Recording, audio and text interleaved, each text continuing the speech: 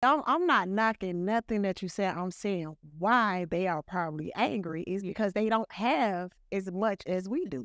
The skill, yeah, that's what I'm saying. Well, but then are we supporting them as women? Are we bringing them in? Are we loving on our men? Are we doing the things we need to do to cultivate that space for them? How we much want of them his to support and build us up, but are we doing that for them? But how much of that, his shortcoming, is our responsibility? Again, it puts everything back on the woman.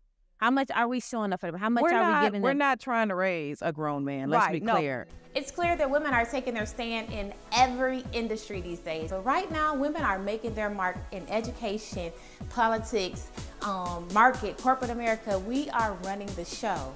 But what does that say about our men? Are they supporting us? Are we bumping heads? I don't know, but I got girls on the set waiting to talk about this very subject with me right now. Welcome back to another episode of Say Something with Cheré. I am your host, Cheré. I have my beautiful friends here with me, where we're going to sit down and share impactful stories and have powerful conversations. Thank you so much for joining me, Margo.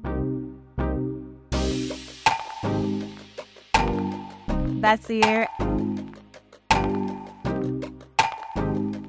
And Shupier is back. Okay, ladies, so it's a lot going on dealing with women right now, and it's history right now, clearly. But before we even jump into what is history, Black women and women in general are dominating every industry. I mean, education, politically, workspace, even relationships in the home. Women are becoming more dominating. And so I was posing a question to myself as I was walking to say, like, what does that do to our men? Well, that we're so dominating, especially in marriages, relationships, not to mention corporate America. Like, do you feel like our men are falling backwards? Do you feel like it's making us butt heads? Are they losing their masculinity because we're stepping up? Yes. Yes, they are? Yes. Why you say that, Shupier? Because when you think about it, a man is the alpha. And if you take that from the man, it's like, really, what do he have to offer? What keeps him in position of being our leader, being someone that's head of the household, and being someone that you could be submissive to? So I do think, some of the roles that we as women are taking, it is taking the place of the men's position. I gotta agree with you. I also feel like it shouldn't bother their masculinity, but I can see how we are stepping up, being so vocal and so powerful in every area. He really doesn't have anything else to do but to fall back. And then that looks bad because now he's losing the leadership, which is what most women with an S on their chest want, is leadership from somebody else. Because women, we're made to be nurturers. And it's like, now you're taking that away. You're taking your femininity away because you have to be more masculine in these different positions that you're taking. And now you're coming off aggressive instead of soft and sweet and loving. I just think it's important for women to have balance in leadership. I'm a big advocate for women in leadership because I think it's important. And by the way, ladies, kudos to us because we are leading the charge. And about time. Kudos. However, with leading the charge and being in leadership, it's important that you have balance, right? For myself, I live my life. My husband, he's an alpha male and I'm an alpha female, right? And we both have businesses. We're both leaders in our own aspects. As a woman in leadership, I need covering. I still need that. And I think society and I think social media and all the things have positioned women in a space where you don't need your man. You're independent, you're a boss, and you all these things. But ultimately, the true thing is when you are a woman of leadership, you do need covering, you do need support. And that man is very essential in you being able to lead and free you up and support you so that you can push forward and do the things that you need to do. However, I do think that, when it comes to a man with a woman who's in leadership, it's hard for a lot of men to really just accept that he has a woman who wants to take charge in her own lane or be ambitious in her own space. And then some women get with men where the man try to put a lid on the jar, right? Because I see who you are and I don't want you walking around here feeling like you can handle me any kind of way because you're doing this, that, and the third. But ultimately, it's so important as a woman in leadership that you have balance. So for me, I lead the charge. When I handle my businesses and I'm running, I'm dealing with my employees and I'm dealing with my staff, my teams, my committees, I'm handling the business. But honey, as soon as I pull in that garage, I'm Margo. I'm Margo the wife. Right. That's it. Right. That's right. it. Exactly. Wow. So when I get home, I'm not walking in as that boss. I'm not walking in as that woman who's handling business at meetings, making decisions. I'm your wife. As a matter of fact, I need you to hold me and hug me. Kiss me on my forehead and tell me, baby, how was your day? You know, and I think a lot of times us as women, we get away from that. You know, we get caught up in the rush, caught up with the accolades of who people believe we are. But I just feel like women in leadership, we do not pay enough homage to the men who support us behind the scenes. Because there are no men. They're not around. I mean, you go to everything, it's all women. Women's conference, women's this, women's that. A women's support group, women everything. We get together and there is no man. But there's a reason why there is no man there. And I think it's because he has been emasculated by us as women. And so then that's why there need to be more groups so that the men can show up and be, because I believe what Shupier said, it's in them. And a lot of times we don't give them time because we're already up here.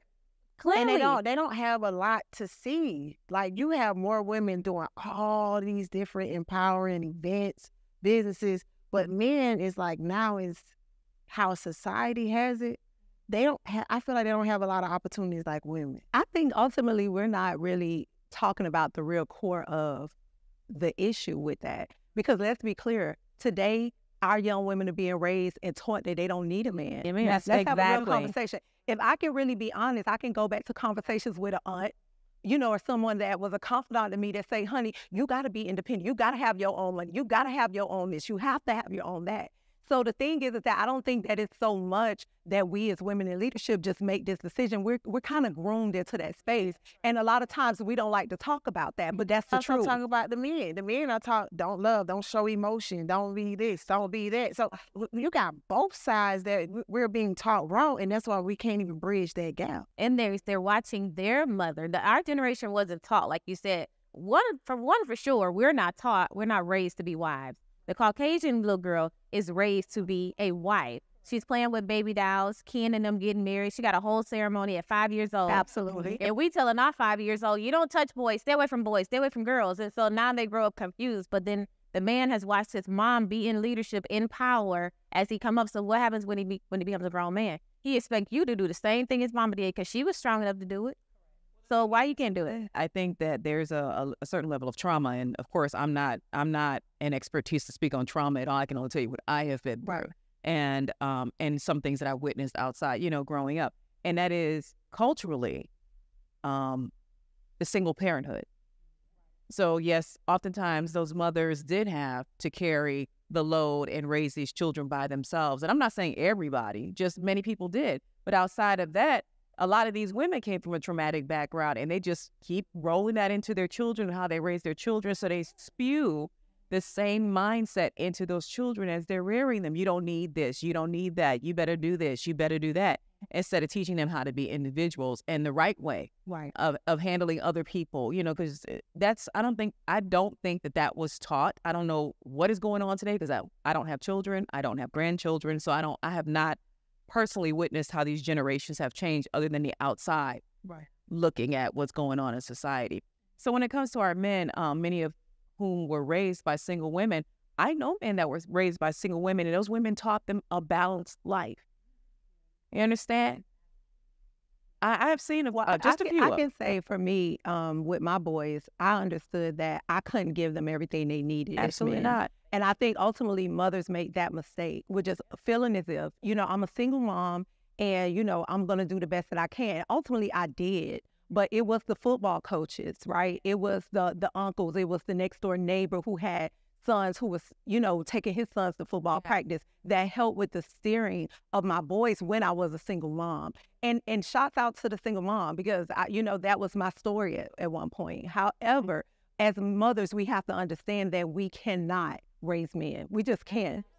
As amazing as we are, you know, we just can't do that. But ultimately, I kind of, to your point, I understand what you're saying because when you have a young man who has witnessed his mom in leadership role in the home, right? Because there's no dad, there's no male support figure, he will look to women to lead in that space. But ultimately, we have to bring it to the balance. So even in those moments as a single mom, I still spoke to my boys about responsibility. I still spoke to them about making sure that they open the door for a young lady, that they take care of things. If you get in her car, it's no go to the gas station, get out, pump the gas. My boys pump my gas.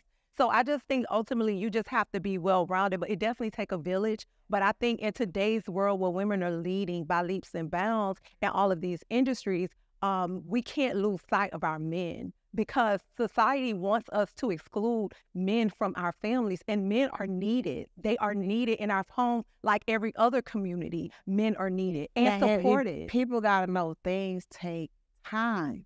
If he doesn't act accordingly or do it how, because they don't give us no handbook. Where's the handbook to tell you how to act?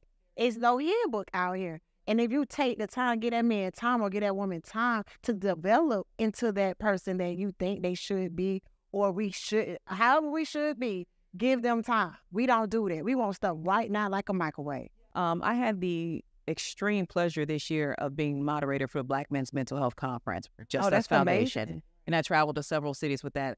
I got a chance to sit back and see men. It's always a panel of men, oftentimes from that actual community. And we went to several cities and different levels of professionalism. To one gentleman specifically, actually a couple of gentlemen on the panels at different places they were in the justice system. They were locked up. And so they had their experience, but they spoke to some of the things that they were missing within their lives growing up. And even we had a man stand up in the audience here in Atlanta.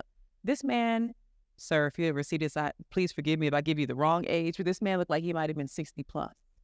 And he stood up in a room full of strangers and he cried because he said, I'm so glad to see this, but I don't even at this stage have any men to speak to me in my life. My father died I think he said he was 19 years old, and he's never really had that guidance. So my question to that would be, if a mother was in his life, sometimes we as women, and I don't want to get off the topic of women in leadership, but we as women raising children, we have to put in our minds that if it's a young man, that he needs mentorship. And we have the responsibility of making sure that mentorship is presented to them, to put them in those environments where that can be received. And I speak as a foster child, right? So mentorship was really important to me when I was younger, because there were some things I just never got a chance to see until I was placed in programs. So I say that exposure, well, we didn't take that. Some of us, when I'm saying I'm speaking of women, didn't take that responsibility to put those young men in those type of mentorship programs so that they would have some type of formulation of type of men they were supposed to be. Now, when it comes back down to women in leadership, we have to take accountability, going back to what you were saying, Shupier. Absolutely, there is no handbook on who we should be. However, we have to hold ourselves accountable, men and women, and mindful when we're choosing our partnerships. I agree. But they don't, some people not going to hold themselves accountable because they think what they're doing is right. Then they need counseling. Women have been through so much BS that now when we finally get the nerve to say, no, it's about me, I deserve better. When you're in that season of life, you don't really have time or even interest to wait on a man to get his together, because, baby, I've already been there. I done been abused. I done been a single mother. I done been depressed. Now I'm confident I'm actually going after what God put inside me or what God is calling me to do. So I think that's a matter of a season where you are in your life, because before I got married, I was dating somebody and he was saying, we weren't even dating. I'm lying, y'all. Let's determine what is dating. Okay, so we were not dating. He was trying to date me. He had a car where he had to climb in one side, okay? Then he couldn't talk. And then I found out he was, I'm with this woman, but I'm not with her. I'm just transitioning. So, okay, so what you're telling me, you don't have your stuff together. And then somebody had to go to court and all this stuff, but was living life in ATL like he was just fly, okay? You would have thought he had his stuff together. And what I told him, in my 20s or 30s, I might have been able to consider that. But today, you got to have your stuff. You got to be full. The whole armor of God got to be on you, okay? You got to be full before you, because I don't have the time to help build. I can't build no bear or no man. And so now we're showing up in all of these spaces. My background is criminal justice. So it's Margo's background. So we're showing up in these spaces, and now we're taking over because we're speaking our minds. We're not taking no for an answer, and we're just taking over. And I don't think we'll get the answer here, but maybe we can offer an opinion. What is it going to take for our men to partner with? I have an amazing husband. Backs me up. I'm an alpha female as well. My husband is not so much alpha. He's very matter of fact though. If he says that, he means it, and that's just it. He's not full of emotions, and homeboy, he is full of emotions. For me, he gets me. Granted, we've been best friends for over 30 years, but he gets me and all of my alphaness. And I know when I need to tone her down, put the tiger away too at the same time, right? Because if I didn't know that, I wouldn't be married to him. Right. So what is it that we can do? You said balance, but what do we do as women to make the man feel confident and let him know that masculine energy is still needed and desired? First of all, you have to give grace. Whenever you're entering in a relationship or a partnership with anyone, you have to give that person grace, because at the end of the day, you can be in leadership and successful, and that person could be figuring it out, or in their mind, they feel like they're where they need to be, correct? But when you get in a partnership, you put those things out as this is what I'm looking for. This is what I want. Of course, in the courting space, you put those things out there and you give them an opportunity to see if this is something that you can take on, or if this is something in your wheelhouse. But being in leadership and being a woman in that space, you have to, I did say balance, but you also have to be able, like you said, you got to take that stuff off. You have to understand the roles. And that's a big part of being an effective leader, right? You have to understand that you have to have different gears of leadership and how you do things. And like I say, when I go home and I am alpha and my husband is alpha as well, and that could be a hot mess. Right? If you don't talk about it, and it was at first a hot mess until we learned how to communicate things and really just respect each other, respect our differences, but being very truthful about what it is I need. So my husband had to be honest and say, babe, this is what I need from you. I need your vulnerability. I need to feel like you trust me with decision making. You see what I'm saying? So it's certain things that you have to have in play so everybody can function and do the things that they need to do. But grace, trust, because you're not going to let no one lead you don't trust. Exactly. No one will, right? But those are the steps and things that I think that are missing in certain points in relationships, and that's why you're having that, the woman is leading, the man is falling back, or the man is getting lost in the sauce. It's because a conversation hadn't been had. Absolutely. And everybody is not getting what they need to be productive in that space. And that's just what I think about it. One thing that I hear people say that makes my hair stand up was when they say, I'm trying to allow him to be a man. You can't allow a man to be a man. You can yield to his masculinity. That part. And a lot of people don't realize that, well, I'm letting him do this and I'm letting him do that, and vice versa. I'm letting her do this. You can't let anyone, an adult, a sane adult, do what they need to do, who they are naturally. You yield to that. If you find trust, right, and safety, right, you got to be safe in that environment. Going back to we as women, we're out in the front. We're presenting ourselves in different ways. Yes, we've grown to be stronger, and we're standing center stage, and we're speaking to our children. We're speaking to the men. We're speaking to other women. And then we go home and we duking it out in the spirit, not necessarily physically, but in the spirit. We're arguing back and forth. I had to check myself because that was an issue that I had within my marriage. Just at least 2.5. That was something I had to tone down, and I realized that it was a mechanism to protect myself when I felt as though I was being cornered or someone's not listening to me. Then I found myself being extremely verbal. And I'm a former Ritz-Carlton concierge. I can tell you to go to hell and you'll be happy to go. But it's the way you say it, huh? It's the formulation of the words. Yeah, and so I had to learn that about myself to tone that aspect of my persona down when it came to a man in my life, because I had to find a better way to communicate. So that goes back to the emasculation. If we're not effective communicators outside of our relationship, how can we be one inside? If we're not showing that grace. And to add on to all of you ladies, because you made great points. If it's no peace, you're not going to be effective. Communication, you're not going to be effective letting them run their roles because you're frustrated and there's something missing. But I feel it to make when women are in leadership, to make a relationship. But I think when that man finds peace, now we can hear each other, and when you hear, now I could take that into consideration. Then we work on it. And the thing, and I agree with what you're saying. You're absolutely right. All of that stuff is needed. And I think ultimately, as I hear you ladies speak, I'm thinking to myself, why is it such a big deal now that women are in leadership, right? Because we've let men lead for centuries and so many years. In any relationship, the ties change, right? And in our community, you know, if our men aren't wanting to take certain positions or not stepping up to do certain things, it's okay for us to step in and say, hey, you know what? You know, I would definitely like to be, you know, the CEO of this company. Or I definitely could be the CFO of this company. Or I definitely can open my own businesses and run chains of businesses and do things. Ultimately, it's nothing wrong with women being in leadership. God made us with extremely multiple personalities, whereas men, he put a man to sleep to make us, right? So a man don't really have all the multiple personalities where we can really go in any job and work it effectively. But how many times can a man do something effectively? We're taking that leadership. We're taking the very little thing that they have. One thing we can't take is their purpose. We can't take that.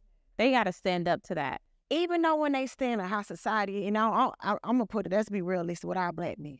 How society is, they have made it to where they can't really get in position unless they're white, unless they're another cultural. Let's be real, I'm telling the truth. So now that you have black women that are able to get into those doors, they're going to be angry. Of course, it's going to be a problem. Yeah, but I hear what you're saying as far as that's concerned now. But for me, my viewpoint is a little different because I know some powerful men. And I know some men who are leading the charge, who are doing amazing things in their own right. However, I think the thing comes where the balance, where the men is now having to accept that my counterpart in this position may be a woman. Like my vice president may be not only a woman, but a black woman. And that's where all the thoughts and the feelings are coming up at, because we're showing up in places where we normally wouldn't have shown up as. But I think for the men, now in our community with black men, we do have our issues, because my husband and I would talk about it all the time. However, at the end of the day, there are some powerful black men. There are some black men that are taking the charge. There are black men that are taking care of their families and being mentors in the community, you know, and that I know personally. However, as women and men, we have to take accountability for who we have decided to be in life and the choices that we've made, because the choices that limit a black man from taking positions and doing things, it's because of choices that he made. It has nothing to do with what society will. Now, black men do have their struggles with certain things as a man in society, and it's tough for them at times in certain spaces. No, I'm not knocking nothing that you said. I'm saying why they are probably angry is because they don't have as much as we do. The skill, yeah, that's what I'm saying. Well, but then are we supporting them as women? Are we bringing them in? Are we loving on our men? Are we doing the things we need to do to cultivate that space for them? How much want of them his to support and build us up, but are we doing that for them? But how much of that, his shortcoming, is our responsibility? Again, it puts everything back on a woman. How much are we showing up for them? How much are we giving them? We're not trying to raise a grown man. Let's be clear. But we got to use a fine line then. No, but in real life and relationships, you have to have that space for grace. Your person is not gonna come with you packaged and ready to go, and he's a king. You gotta cultivate that space, and it takes grace on both ends. I don't know if the Lord is calling every female to cultivate in those spaces. No, grown man. And I agree with the. She said we're not raising them. I'm not saying raise your man, but I think that's where the gap is with women, especially women in leadership. We're coming in the door saying, this is what I want. This is what I'm not going to do. This is what I'm going to do. We have all of these speculations and stipulations on things, but we want our man to support us. But we want him to take care of the bills and handle things. And we want him to be there and do all these things, but I don't need you for this. I got this, and I'm not going to give you grace. It can't be one-sided. And when you tough like that, why do we got to protect you? You protecting yourself. Oh, no, I need protection. No, I'm just talking about when women coming so aggressive. Oh, okay. It's like you're not giving that man. Yeah. That's what I'm going to let you. And that's what makes him fall back. That's what makes him become distant. That's what makes people start looking for your man, like, where he at, girl? I ain't seen him at none of your events. Because we're showing up that way. We're giving off that vibe, like, you have to have all your stuff together. I'm not taking this. I'm not tolerating this. But he got to tolerate you. Right. And that's still circumstantial. That's still circumstantial. I feel like we all got shortcomings. I'm amazing at what I do. Absolutely. I'm amazing. I show up. I'm amazing. But it's things that my husband got to take and deal with me with because I'm not perfect. So in exchange, I have to deal with him with some things. Y'all both got to deal with y'all dirty draws. That's it. And that's in marriage. But in the beginning, meeting a man, you want him to have this many shortcomings. Just this many. You don't have to, he or she don't have to deal with that. Period. And that's where I say that's where accountability comes in. Go do your own work. Now, in a marriage, yeah, we got to work it out because we're forever evolving, forever changing and growing. So, yeah, we got to deal with each other. But even at the beginning when you courting, I mean, when you're getting to know somebody, there may be some things, because you got to give grace for that. And then now, sure you do, because you can't feel like when you come in, you gotta have your stuff. If you got you got a little bit of this. Listen, if we be honest, when we all initially get into a partnership at some point, we come and pack. We may think in our mind, oh, I got it all together. Oh, I'll do this, I'll do that. My bank account, my savings account like this. Oh, I got this job, that job. I work, I do all of these things. But what about your personality, sis? What about how you show up for your man? What about the things that you do at home in the home setting to encourage your husband? What about those bad attitudes you have? What about talking about wife again? You're talking about wife. I'm talking about relationship. We courting each other because guess what?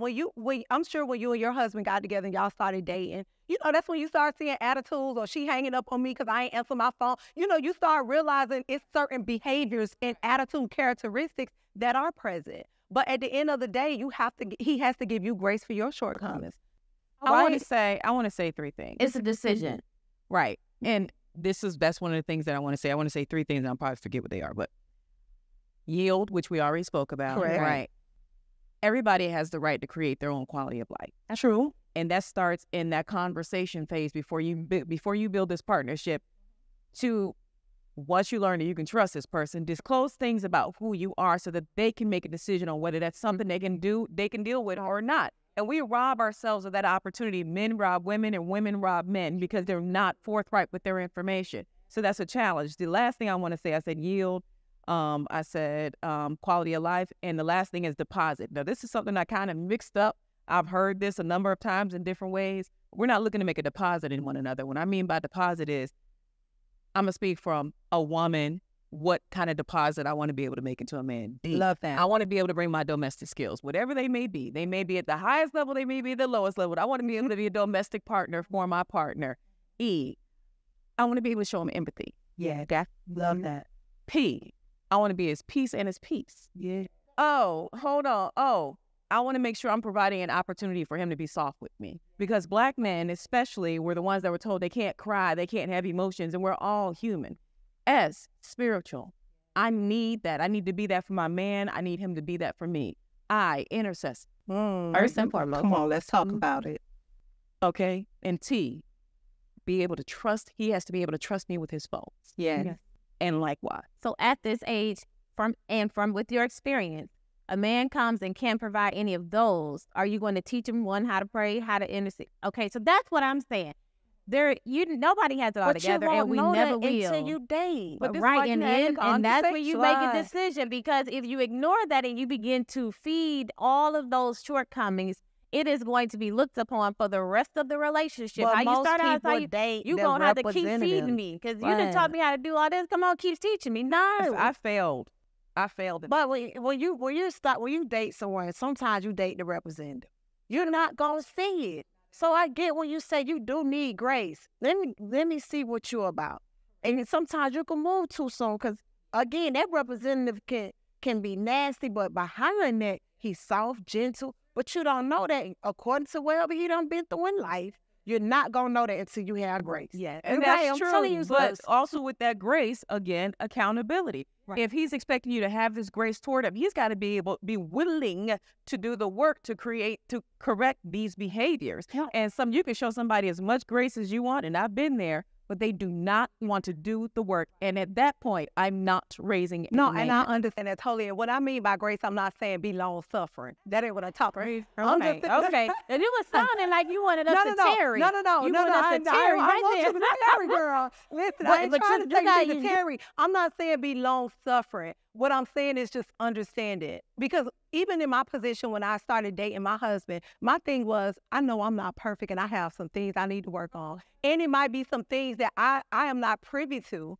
about me that he's going to teach me in this moment. And right? might even bring out of you. Correct. And that's the sexy part. Right, all but that what part. you said was so vital. You have to communicate things. You have to talk about what your expectations are. What is it that you desire? And don't be a representative the whole time. Let's talk about some truths about some things you got going on. This is what happened to me in my childhood. These are some things that I'm troubled with. Let's talk about those things so I can make a sound decision if I can support you in this space, if I can really support you in this space. And then you can make a sound decision and say, listen, this is way too much for me. Correct. Or you know what? Exactly. I got some stuff I need to work on, and he do too, but you know what? He's an amazing provider. He loves me unconditionally. He teaches me how to be soft in the space. He got my back. You know, so you just start weighing your options. So I agree, the conversations definitely need to be had. And like I said, I'm not saying be long suffering, not at all. But I think a lot of times, and I can say that I've been guilty of it, not in a relationship space, but you know, women, especially when you unleash, I want what I want, I need what I need. Listen, this is what it needs to be for me. We be a little snappy on the draw, but sometimes women will take that right into our relationship space, and we miss out on good. I've good seen people. some relate, and I'm a hairstylist. So I've came across so many different type of women and men that sat in my chair. And I've watched women go from girlfriend to wife, from wife to back to girlfriend. I've seen it all. But one thing I've learned from just relationship, from women in leadership, from women that's just a 9 to 5, from women who's a home mom, one thing I've learned that some, I'm not going to say all, some of them that have been in relationships, it got better towards the end. It got better. I mean, and you could just see the transformation. You could just see, and it's growth, because you know what? That man need to see something in that woman, and that woman need to see something in that man to become a better woman or man, because you may not have gotten that from your mama, or you may not have gotten it from your dad. You probably need to get it from that individual, and some people don't give time enough or grace enough to even say, you know what? I see my fault. Because you've been walking in excellence and walking and showing love, it makes me want to love. Yeah. We don't give time for that.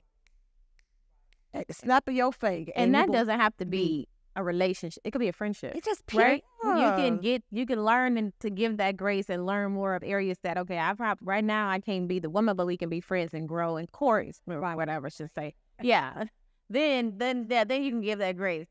Because, okay, so, child, woo, just as spicy. I feel your heart toward the men. I feel your heart toward men. I love them. I love them too. I love them. I feel like some women just don't give them enough credit. You have some men that are trying, and we don't even applaud them when they are doing something correct. We're so focused on what they're not doing, and sometimes they don't know. They didn't have that at home. Right. They didn't have the father teach them how to be a man. So you can't come in his life to teach him something that you're not. You get what I'm saying? So, of course, my heart go out to him. When I see my men, I call them kings. I talk to him. I don't care if that man have whatever. I said maybe he didn't hear he was called a king to know that he need to walk in his kingdomship. I love that, but y'all gonna get mad at me for saying this. A king presides over a kingdom. It's a high responsibility. Please understand that there were also jesters in the court. Everybody's position is not to be a king. So I've gotten to a place with calling them kings, and I think that's a beautiful thing. Right. They are still mighty men of God, regardless, whatever their role is. But not everybody's deserving of the king title. So you're saying that every man that, because we're talking about a man need to be with a woman, and he need to be the alpha. You're saying that he can't be a king in his own household? That's not what I'm saying. Okay. I'm not saying that. So that's what I'm referring to. What I'm saying is I would refer to a man as a king that shows himself as a king. But the what if he didn't understanding have What if he didn't have that growing up? He's not going to know. A man that is submitted to change, a man that is submitted to God, a man that is submitted to growth, he's moving toward his kingdom. What if he didn't have that? So for you, your thing is you're calling them king because you're saying our men need us to pour into them. Right. He needs to be filled. He needs to be He needs to understand that it is a better way. It's a different way, and that us Black women you can be respected is what you're trying to position him for. Because when you get a certain feeling about something, like you listen to some music or somebody say your hair is beautiful, it gives you a feeling and it makes you act accordingly. So all I'm doing when I'm speaking life is activating what's already God placed in them. Right. That's all. Because abundance of life and death is in the tongue. I understand that. Death and life. Like death and life. Because we got the tendency of saying death words first. It's death and life, not life and death. Death and life. So what I'm saying when I'm speaking from my personal experience. Right. There were things I saw a lot of death in the sense of not necessarily physical death, but on the opposite side of my family and what I was exposed to growing up, I saw a lot of drug use, abuse, things of that nature. It wasn't until I was exposed to something different that I knew that my life could be different. So, and with that mindset, when speaking to men, I do believe that they are capable of accomplishing anything they put their mind to. Now, as far as exposure, when you say you're speaking that word into their life, I get it, because I also do that as well. But they have to be able to see the vision as well. You can speak and speak and speak. Exactly. So I'm on that same program. I agree with you. But what I'm saying is they still have to take accountability and responsibility to make sure you can't be the only one that plants the seed and helps it grow. They have to be fertile ground. They have to receive it. They have to till good their soil. own ground. You remind me, your heart and how you speak about Black men. Yes, we love our Black men. I think I speak for all of us. We love our Black men, right? My brother was the black sheep of the family. My heart, like just everything. So I love my Black men, and I want to see them do good. But I am big on accountability on myself, so everybody around me know they gonna get it. But I hear your heart and your defense towards them, and it reminds me of one of probably the only woman that I actually crush on. Like, I would go crazy over her. It's like Michelle Obama, right? I feel like when we talk about the Black man and hearing him and hearing how she was President Obama's, she was his back. Like, she's the one who helped him get to where he was, and he respected that. But if he didn't have her to push him to have the grace for him, even when I'm sure times got really, really hard, as she talks about in the book and our interviews and things of that nature, would he have made the positions that he made today? And she really was the president, but he had the title. Right. You know what? Yeah, because it was her force that was behind him, pushing him to go show up. And she was speaking. And when she was on her own campaigns doing other things for First Lady, she was still holding it down. The White House represented her. So that is one where I can see like it paid off. But he had to put in the work. Right. He had to put in the work, and so did she. Yeah. And I think a lot of times, even when we talk about our men, when they are in leadership position, it's that woman that is staying home taking care of the children. It's that woman who's making sure that your calendar is what it needs to be, and packing your lunch and making sure you off to work or off to your flight or whatever the case may be.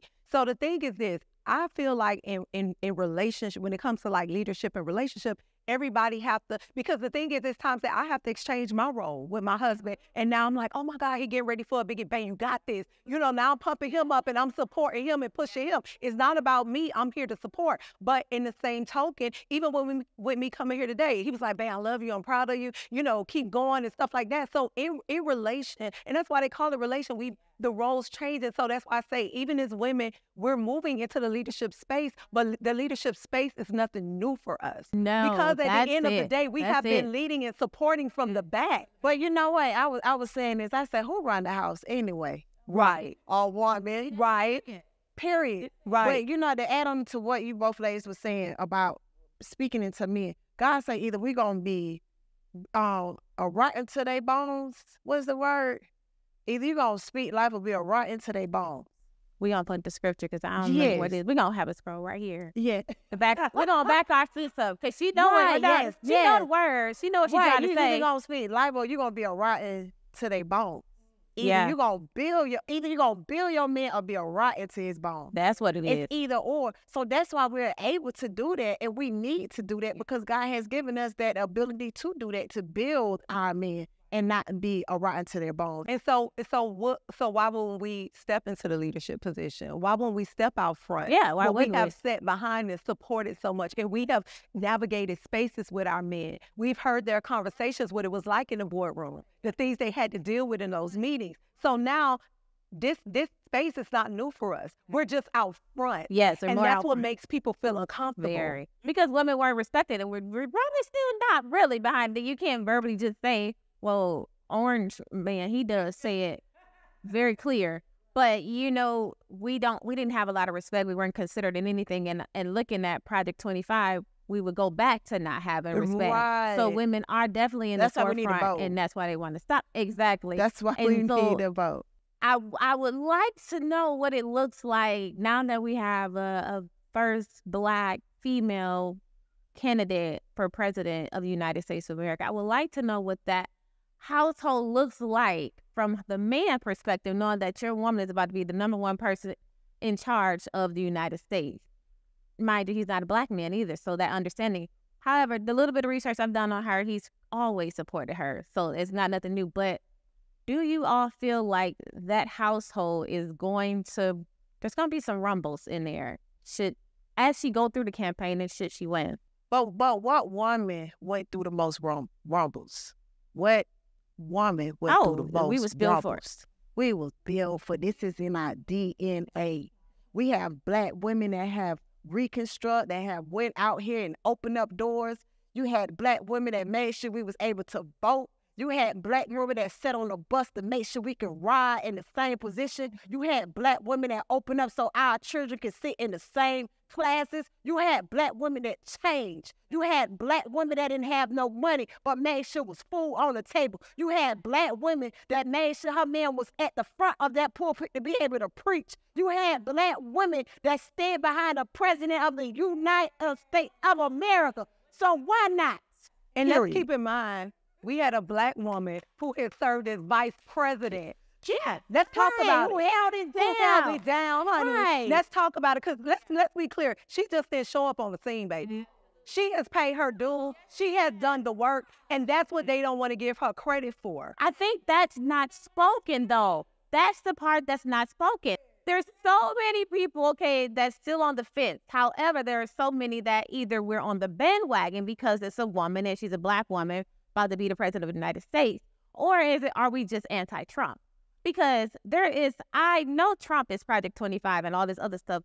What we don't know is, what is Kamala for?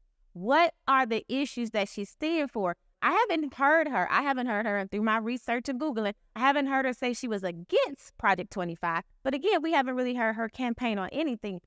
And not just me, there's the younger generation that are still trying to understand, who do we vote for? Yeah, we know about Orange. He don't like us, he prejudiced, and then some of them just feel like we want him because he gave us some money. Well, you know what? Let's talk about it. She's a breath of fresh air. Let's start there. Well, I don't know, because Michelle was my favorite. I wish Michelle would No, I'm not saying for the running. I'm saying watching CNN, looking at somebody at the podium. That's what I'm talking about. It's a breath of fresh air to see something different. That's all I'm saying. Number one, that's it.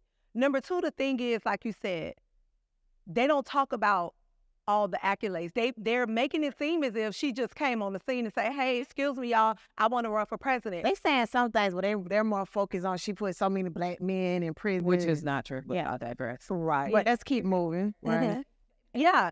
So my thing is that I can say for me, I have several things and reasons why.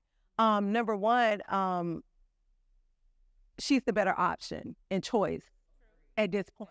So if I had to choose from, that person and her, my thing would definitely be, why would I do anything different at this point?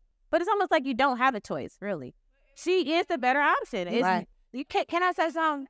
I don't even think we need to be focusing on the president. We need to be focusing on the mayors and the Well, that's true, too. But because of the significance in the history that's going to be made, though, that's why there's a focus. But I need you to tell me another one of your reasons why. Okay, no, definitely. So for me, definitely I can say I'm super excited that she's a woman and a Black woman at that. I can be honest, proud of it.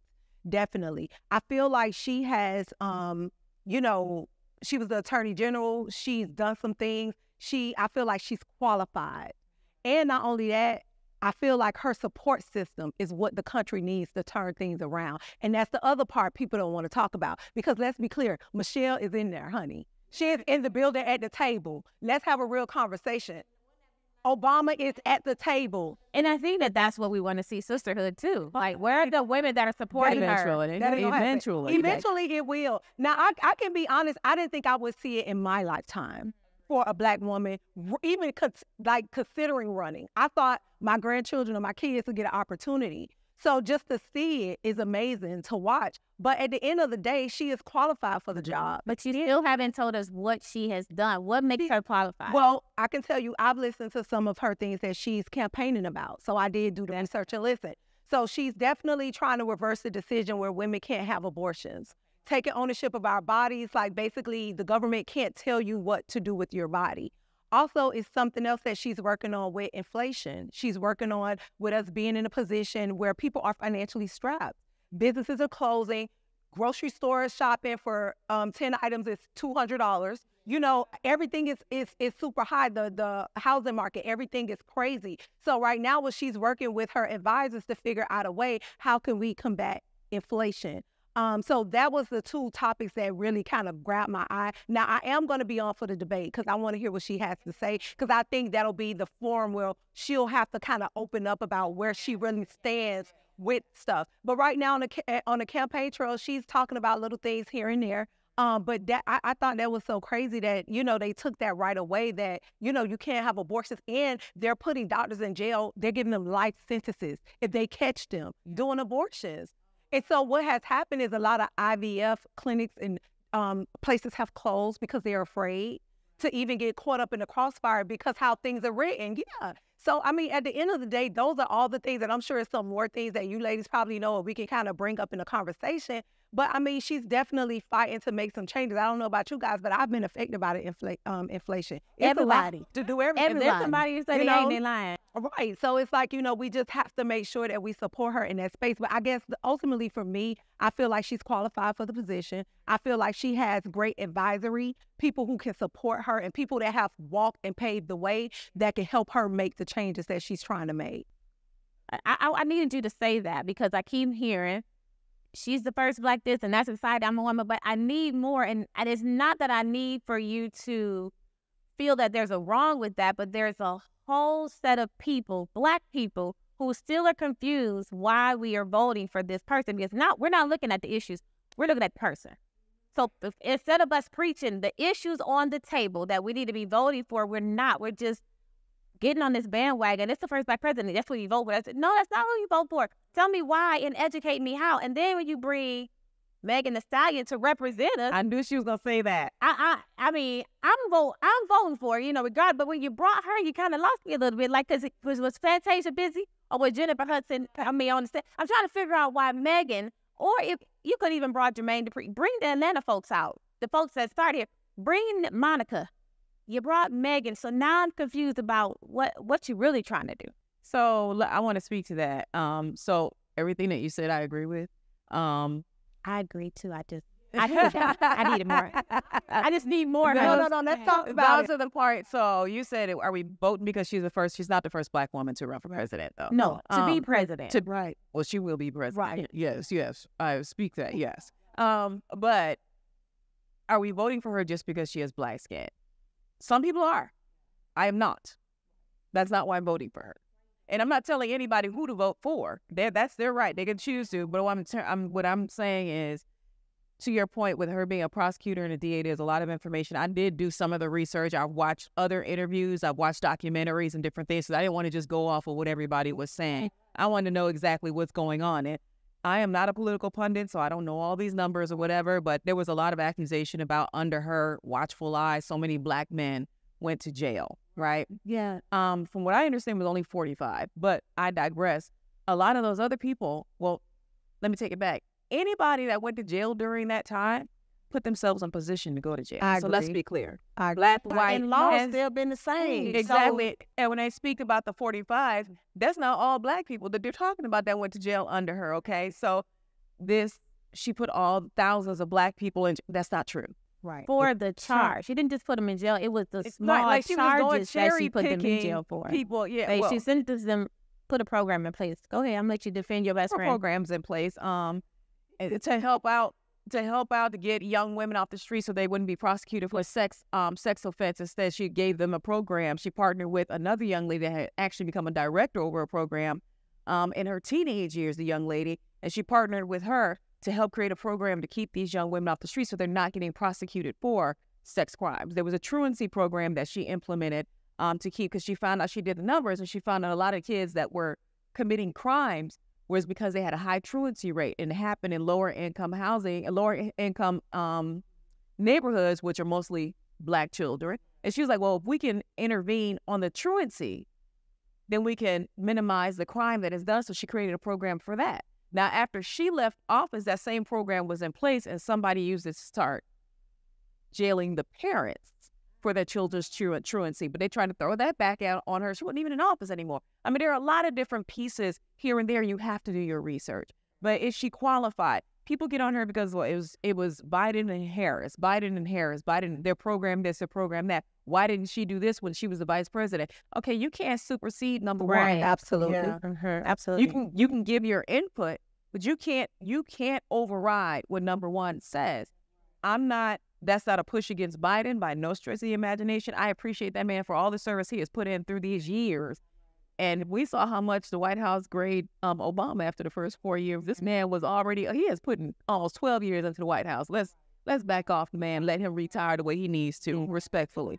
But as far, and then the whole, is she Black?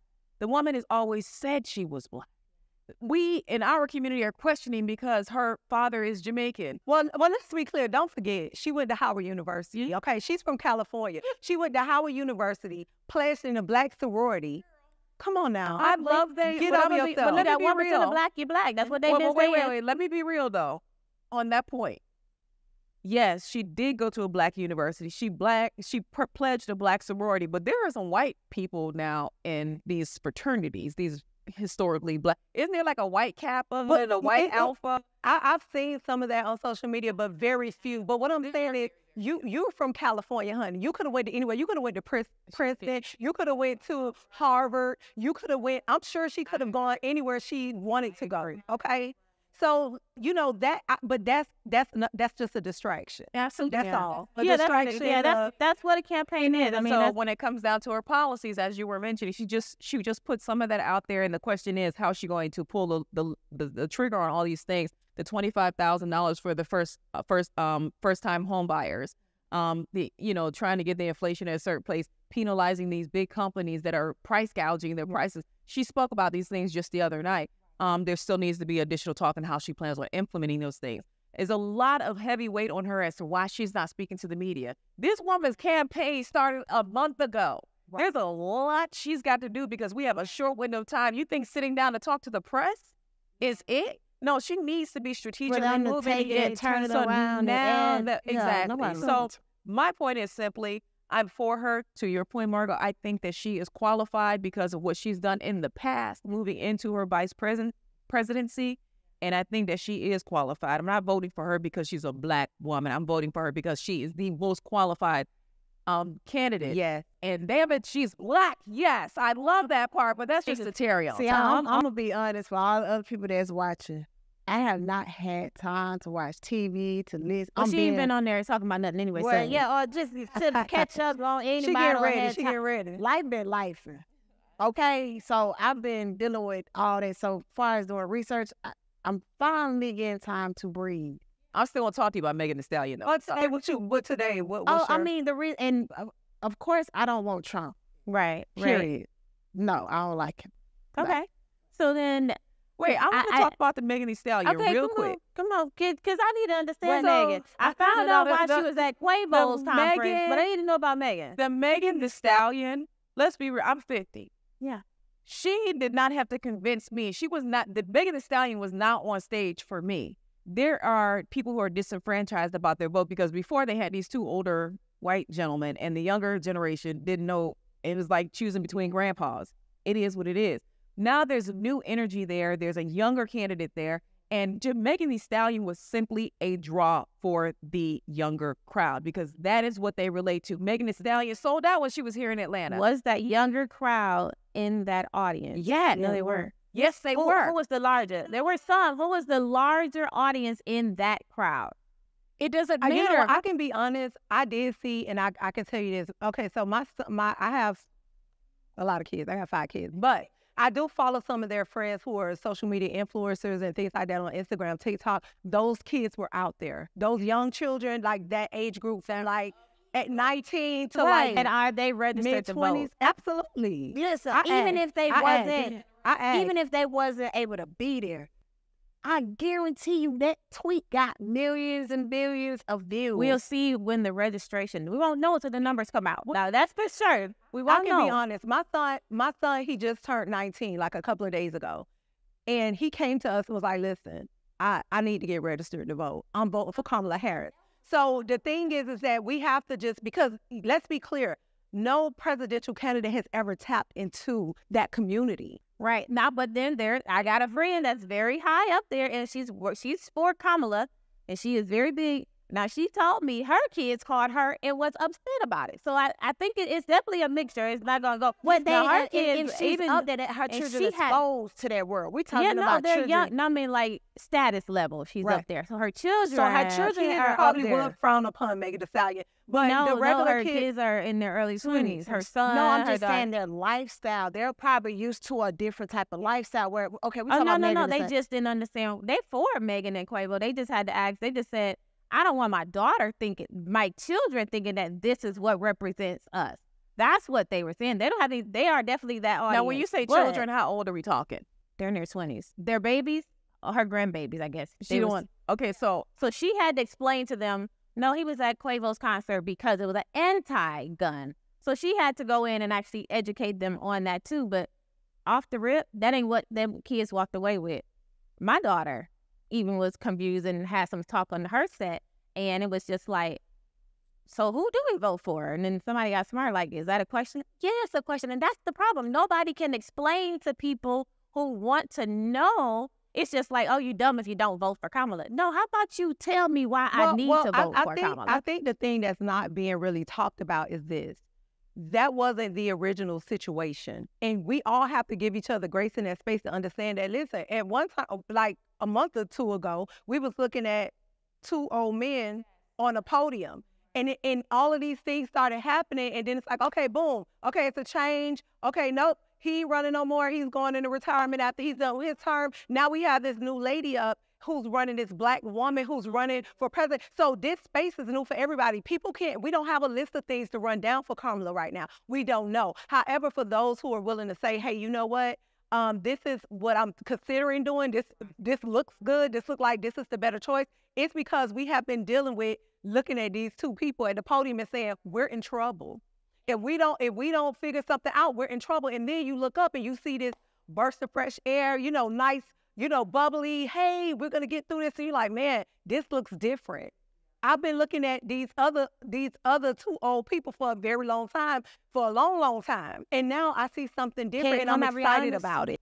In the marketing world, tell me if I'm wrong, it seemed like when something negative, you get more attention than something positive.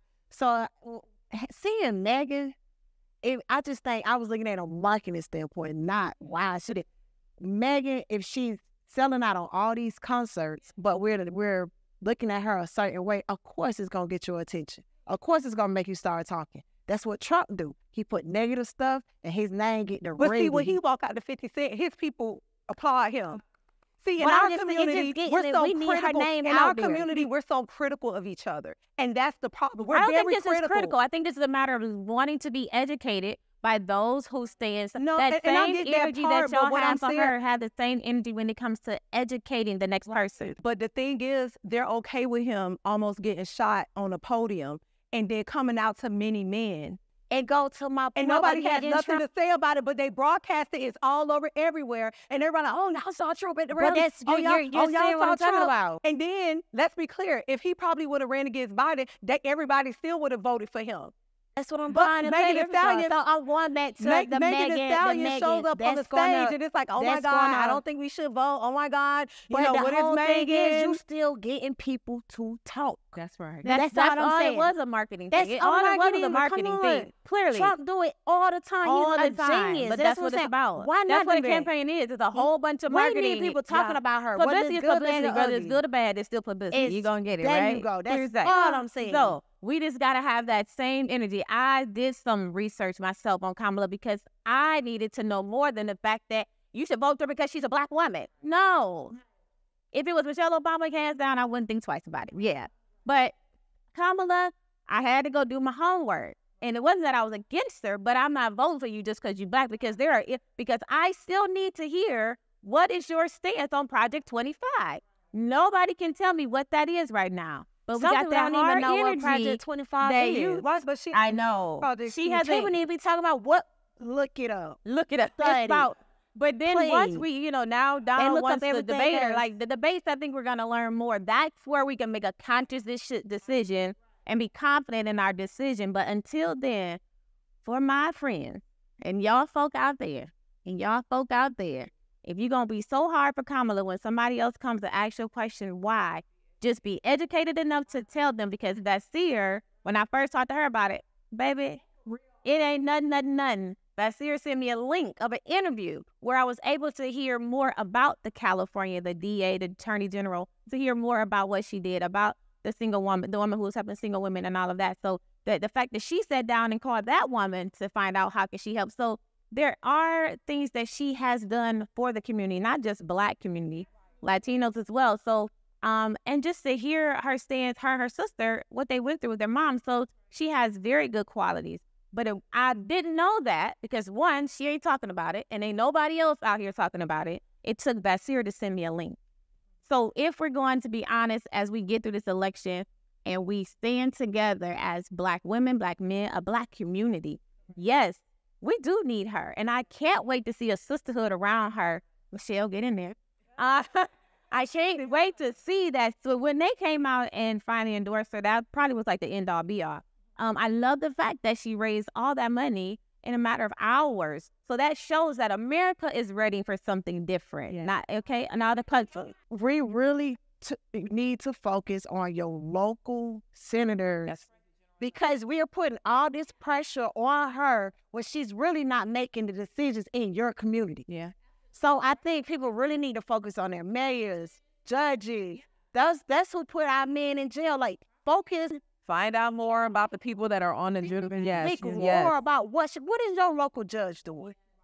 What is it? I mean, because they're not supporting the teachers. These are people that are the children are the future. And also, not sure when this is going to air, but October 7th is the last time you can register. If you're not registered to vote, if you're, and then the voter poll, the rolls, they can actually push you off the voter roll. So you need to check your status. If you need to register, if you need to re-register, you have until October 7th. sos.ga.gov if you're in Georgia. That's your camera right there. sos.ga.gov. Actually, look at this one. sos.ga.gov if you're in Georgia to check out your registration. sos.ga.gov. You register. Go vote. Y'all, this has been amazing. Thank y'all so much for diving in with me. This is an amazing debate. That's what we do. We got to have those conversations, because if not, they're going to have them for us. Like, we don't it's need a that to perfect happen. example of how we're here to educate one another. We can't get better unless we are providing each other the food and the fuel. Absolutely. I agree. Coming to eat the table. Yes, impactful conversation is what we just had today. When you see us in charge, walking around, living proud, just give us our props. Know that we've done our homework and we know what we're talking about, okay? To our men out there, we just want you to know that we love you. We're not against you. We got your back. As you see, any time to go down, we be the first ones on the line. We got your back. To my husband, I love you, baby. Tell your husband you love him. Love you, babe. She did good, okay, Antonio? I love you guys. Thank you for tuning in. I will have my guests give a 30-second snippet to any woman who is out there scared to walk in her calling and scared to walk into leadership. And let's start with you, Shupier. This is your camera. Ooh, listen, God called you to do it, and if you don't do it, He gonna make you do it, whether you don't want to or not. So go ahead and make that thing easy for you, and just believe in yourself that He has already installed all the attributes and the characteristics, everything that you need to fulfill your purpose. And I'm Shupier Jones. You can follow me on social medias, Facebook, Instagram, Twitter, all that good stuff at Just Shupier. That's JUSTSHUPIER. And you can also follow me on my website. That's www.shupierjones.com. It's my camera too. That's your camera too. Listen, fearfully and wonderfully made. Yeah. Specifically crafted for a purpose. You are.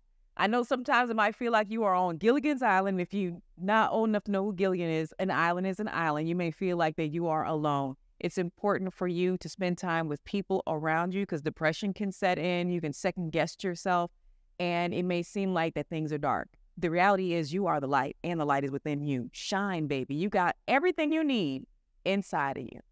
And I'm Vassier Serrano, VASSIER_SERRANO on Instagram, where I'm most active. Radio personality here in Atlanta, MC, host, print model, all that stuff. Follow me for more. Be bold, be fearless, and be intentional. Know that you have everything that you need in this moment. I don't care what it looks like. I don't care what they say. Keep going. Don't stop, and you got this. God got you. Keep going. And I'm Margo Taylor, also known as Margo the Beauty Guru. Follow me on Instagram at Margo_the Beauty Guru, and also Facebook, Margo Taylor. And my website is margothebeautyguru.com. And there you have it. Until the next time, I encourage you to say something.